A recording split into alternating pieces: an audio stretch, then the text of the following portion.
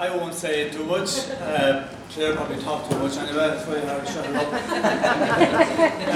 I mean, most of the points that John was making were very much in agreement. Not having an independent media is a big problem in any country, because an independent media can play a very positive role in society, in how a country operates. But it's easy to understand why there isn't one, because if you think about it, I mean, who is ever going to own a radio station, a newspaper? It's very hard for people of a left-wing leaning of any sort, or anyone with a leaning towards looking after the best interests of the ordinary people ahead of those of big business, given that the media generally come from the big business end. There is some exceptions on the planet, but sadly we don't have one of them here. And I would say traditionally, if you go back a number of years, it would probably be true to say that there was a time when RTE played a better role than they do now. But that's partly due to the fact that you must remember that the government of the day holds a very strong hand over RTE. And if you remember, there was one particular programme there about 2 years ago, about that priest, I forget his name now, where RTE ran a programme which was very badly done. Sorry? Yeah, and they were wrong in how they handled it. But Pam Rabbit sat down with RTE that time, and you know what? We noticed a difference in how RTE treated us after that. It was a bit of a game changer. Now, they weren't radical before that, but they became a bit more entrenched on preserving the status quo, protecting the government of the day. Now, the whole thing with Irish Water, and there's a lot of different reasons as to why people have become exercised by it. And I think the fact that it has just been probably, if the water issue had come up first about 5 or 6 years ago, it probably wouldn't have had quite the same impact. But there's a bit of a dimension of the straw that's breaking the camel's back about it, because it's coming on top of a whole lot of other very severe measures.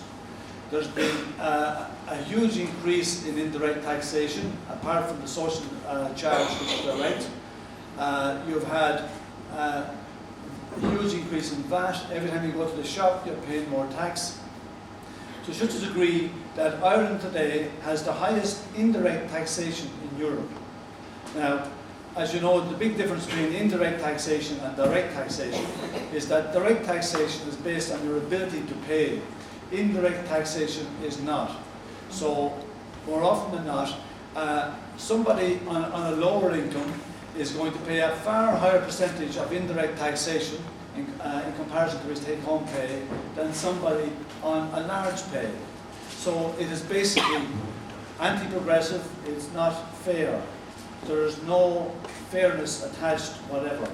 And this, the water then coming after, on top of all this, and the property tax, which obviously is very nauseating for people to remember all the different parties that promised them that a tax should never be placed on somebody's private home, and then for them to come along and do it. I was amazed when the household charge campaign was running, and to think that over 40% of the people of Ireland actually agreed to break the law by not paying it was incredible for a conservative island people. It was incredible.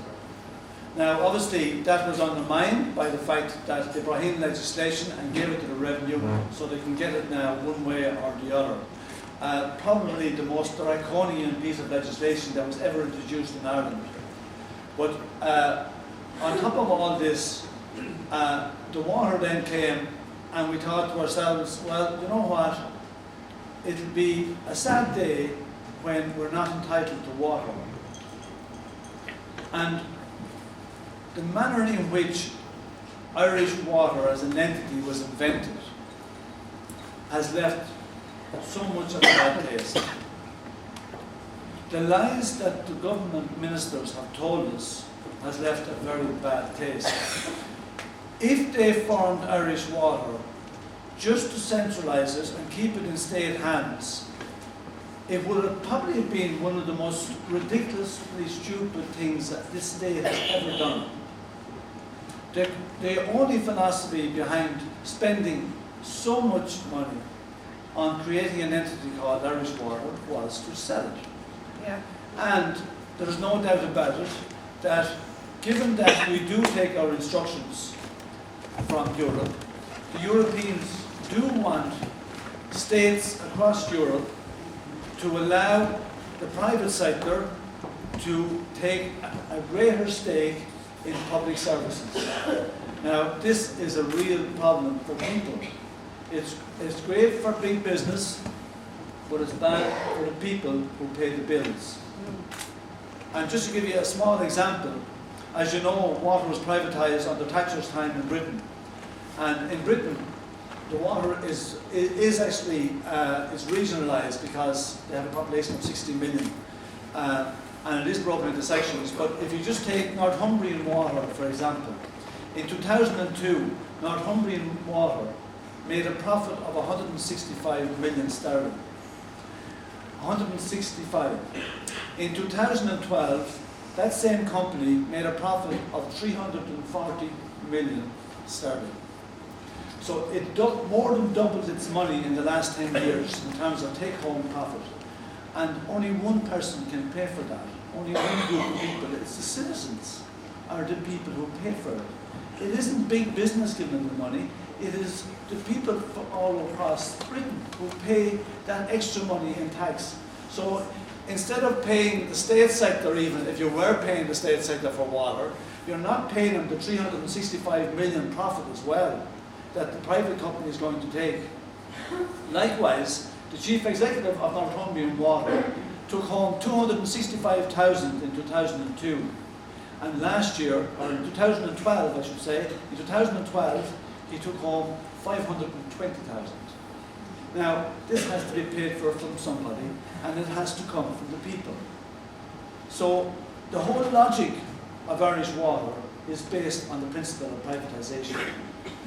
And just to reinforce it, a question that I have put to several ministers, and they have all refused to answer it, and I have asked them, at the moment, the local authorities look after water supply, that's water into your house, wastewater, that's water out.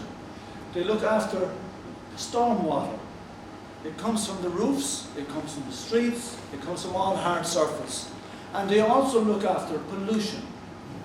Now, the staff that look after water in local authorities at the moment are not going to be there in a few years' time. Now, have you wondered who is going to look after stormwater? Who is going to look after pollution? Now, there's two things about pollution and stormwater that you should know about. They are incredibly hard to predict. And number two, they're incredibly expensive to deal with.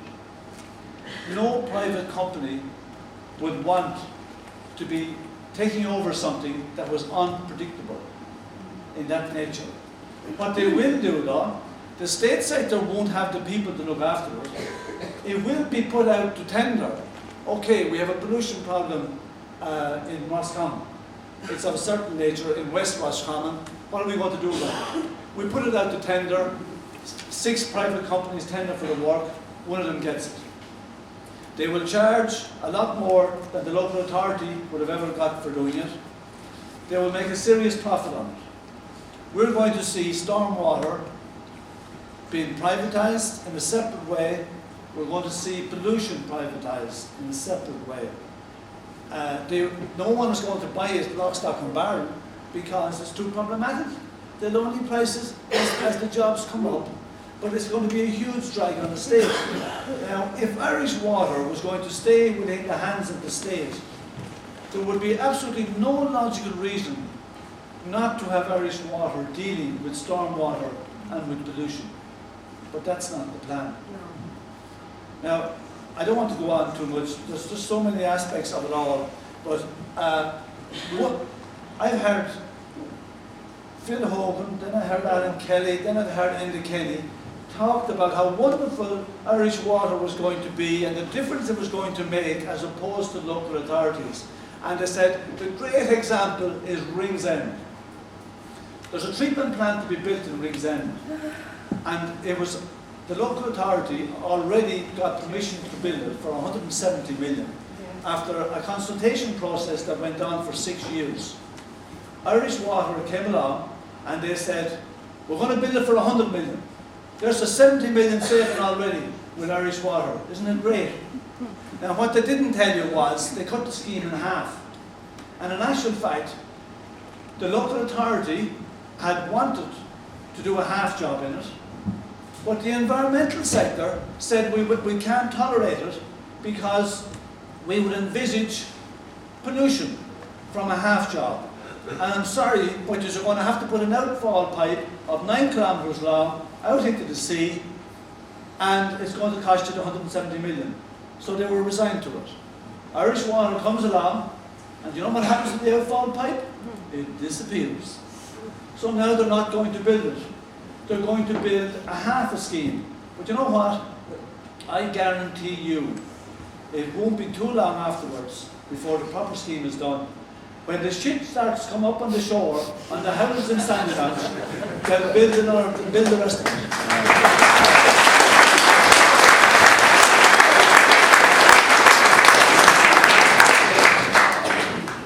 There's just, I spoke to the local authority in Wexford, where I'm from, and I asked them, how many waste treatment plants had we signed off on and agreed to build before Irish Water came along?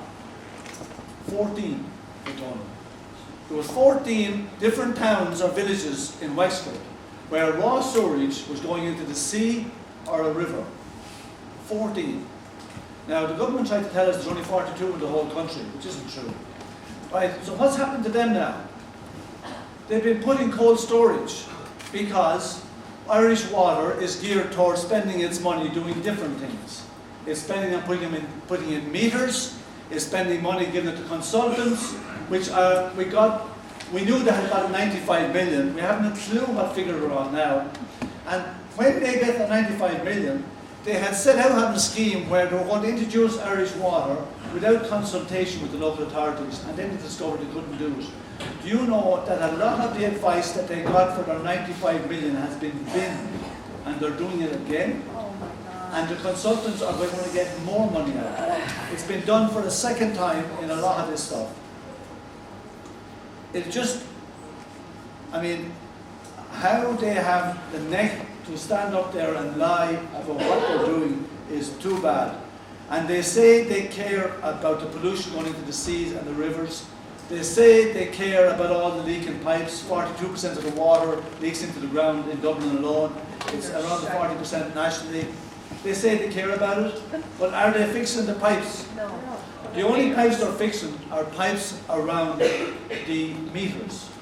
Right? 95% of the pipes will not be touched for a couple of years, so we'll continue to have water leaking into the ground.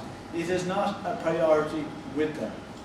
Their priority is creating an entity that they can sell to the private sector, and you are the people who are going to pay for it, if you let them. And as the point John made, I can assure you that the politicians in Dáil Éireann, and there's 166 of us, including ourselves, are not going to change your world. They are not going to change the world you live in. We don't have democracy now. You don't have a say in how your communities are run. You don't have a say in how your lives are organised. You can get that back up, but you'll only get it back if you stand up and have your voice heard. If you organise yourselves, you've got to organise yourselves in groups in every town and village and townsland in this country. And until you do that, you are going to leave the power in the hands of poorly guided politicians who act in the best interest of big business. And that's going to get worse before it gets better, because most of you must realise that it has got worse in your own lifetime. the ordinary people got a better deal the further back you looked. They never got it great, but it was better than what it is now. And that's going to stay and continue to get worse as long as ye let them. And I can't tell you enough how important it is that you stop leaving the power in their hands because they're not fit for it. A politician gets elected in Ireland and he celebrates, and the next day he starts planning for the next election, but he doesn't give one fiddler's fuck about you. Sorry.